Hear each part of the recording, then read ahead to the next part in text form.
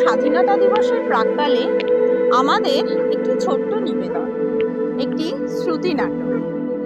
এক দরিদ্র আদিবাসী ঘরে স্বাধীনতা দেখা। এখানে তিনটি চরিত্র: পুটির বাবা, পুটির মা ও পুটি। কলমে বুলবুল ঘোষ।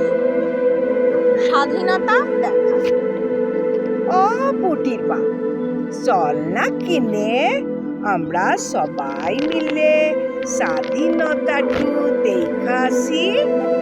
তোর মাথাটা একেবারে গেছে। কে বললে তোকে এসব কথা?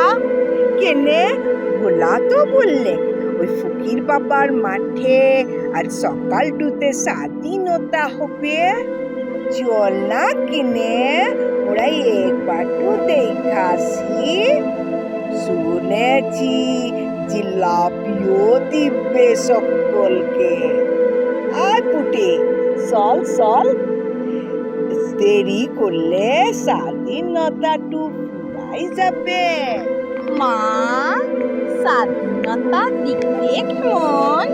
তুই আগে কখনো দেখিস লাই? না, তবে শুনেছি স্বাধীনতাটু অনেক বড়, অনেক লোক থাকি সেখানে। মা, আমরা সেখানটিতে থাকবো? ঠিক তো, আমরাই এসে গেছি গো।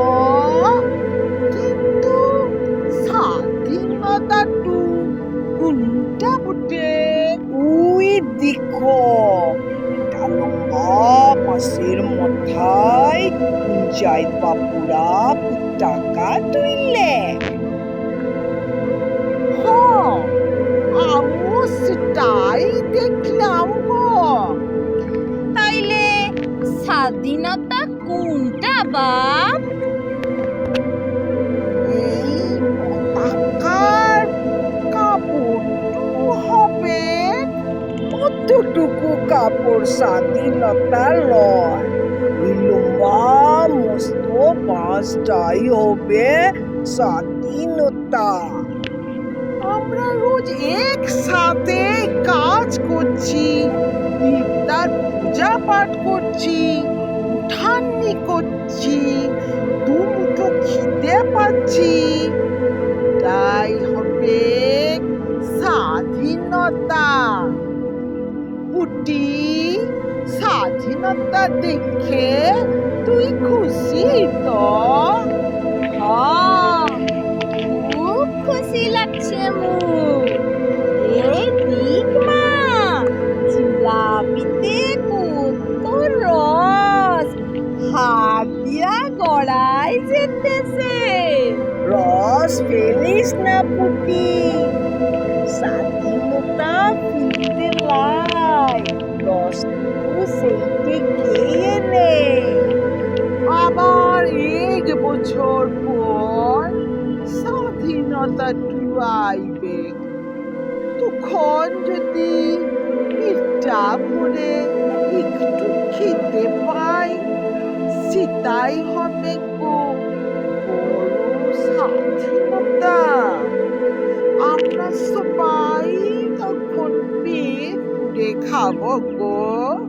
গুলাম ভাইয়ের সাথে এই 2 হাত দিয়া খেতে করবো।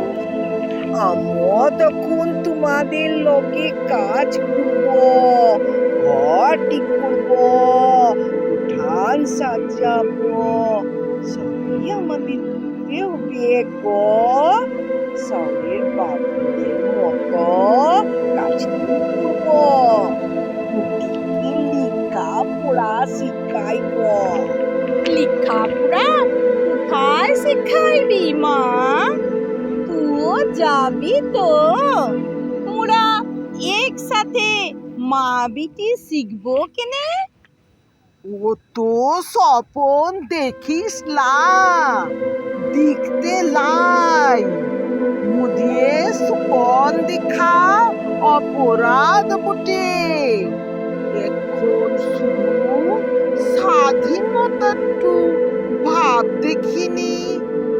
দেখ চারিদিকটা কত সুন্দর দেখাইছে, বৃষ্টিও পড়ছে, খেতিতে জল পাবে, ভালো ফসল উঠবে, ইহাই হবে আমাদের সপন গো। মোরা তখন দু চোখ দিয়া স্বাধীনতা দেখব।